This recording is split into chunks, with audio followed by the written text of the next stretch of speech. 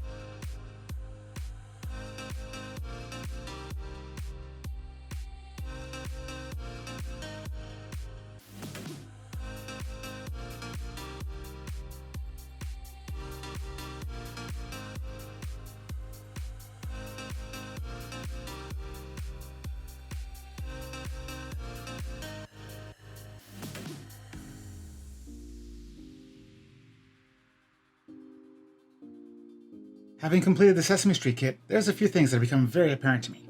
First of all, the nostalgia level of this kit is very high. There's the minifigs, the building facades, the scenes within, and then there are decorations and detailing throughout that refer to other characters and other memorable scenes from the series. Secondly, there's a lot of details about the show that I've forgotten, just as there are a lot of details in here from the new series which I'm not really familiar with. And that's just fine, because both LEGO and Sesame Street fans come in all ages. Now for that closer look, starting with the main building, over on the left hand side. First and most prominently on the wall, we see a big poster for Biff and Sully's Construction Company. Just beneath that, there's a little fire escape, which has a ladder that can be extended, allowing our minifigures to make it down to the ground safely. Just beneath that, there's a large drawing of Sally up on the wall, a tiny little birdhouse right next to it, and a nice floor arrangement at the base. Around front, the building is a light tan color, with dark tan features and green highlights. And just down in front, in the bottom left-hand corner, we've got Oscar the Grouch in his garbage can with his trash collection. Having a pizza box, garbage bag, and old tire in a crate right next to him. Plus, we've got Oscar the Grouch's best friend and pet, the little worm, Slimy. Additionally, just to the right, through the basement window, we can see a large spider web. And getting a closer look, we can see there's a pretty large spider in this web. I'm not sure what this is about. I'm pretty sure it's not from my childhood Sesame Street, so it must be part of the new series. Around the right hand side of the building, up top, we've got a window matching the ones in the front, and down below, we have Big Bird's nest. In front of the window, there's a little flower box with 3 flowers in it, and a milk carton, which seems a little odd to me. It should be in the fridge, I think. Just below that, there's another tiny little birdhouse attached to the wall, which is just above Big Bird's setup. Here he's got his nest, with his teddy bear and a pair of roller skates within, picture of Mr. Snuffleupagus up on the wall, looks like a little toy cabinet in the tree just to the right.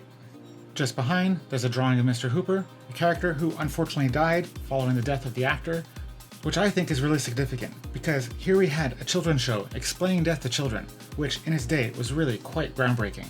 Just in front, Big Bird has his mailbox, which is located just behind the city mailbox and that iconic lamppost, which has the Sesame Street name on it.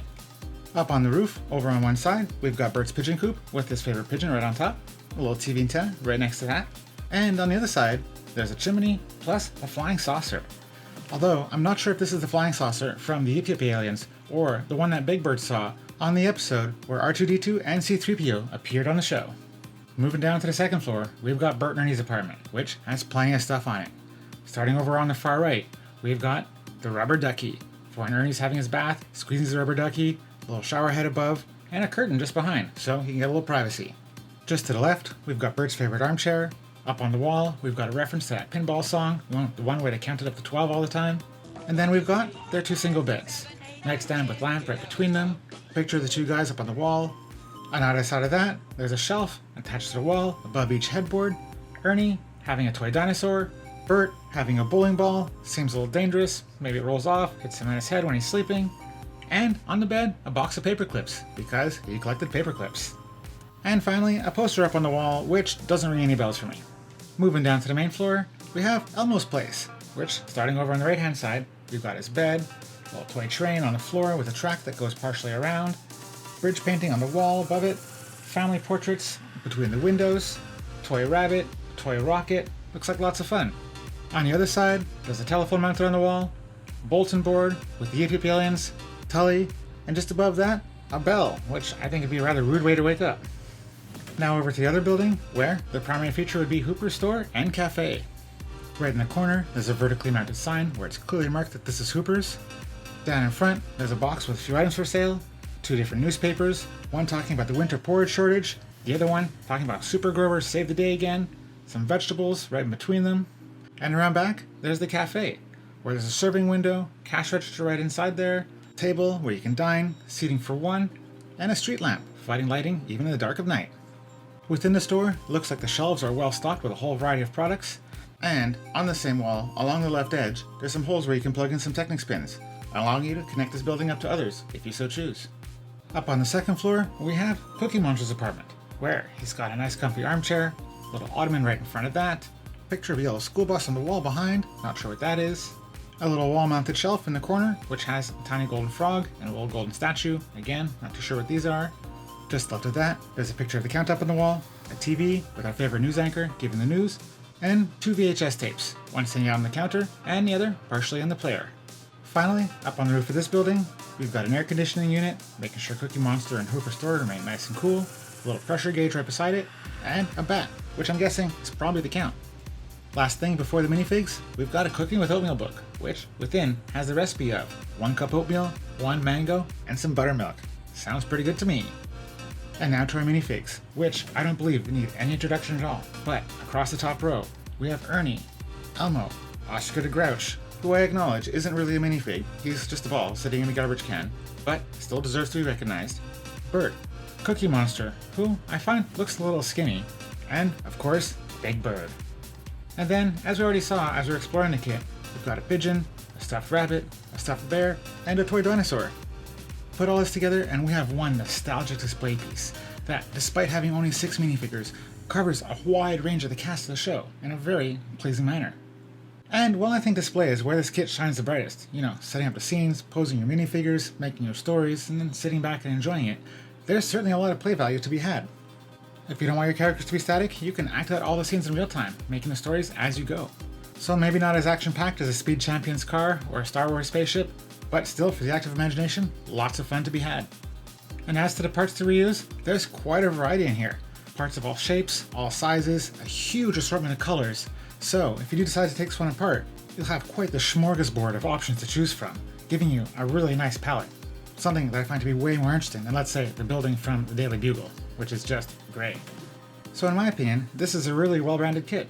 It's great for display, has good play value, comes with a nice variety of pieces, will appeal to AFOLs and junior LEGO fans alike, and regardless of your long-term plans for the buildings, keeping them assembled or not, you're going to get 6 set-exclusive minifigures in here, which I'm sure will be a most welcome addition to anyone's minifigure collection.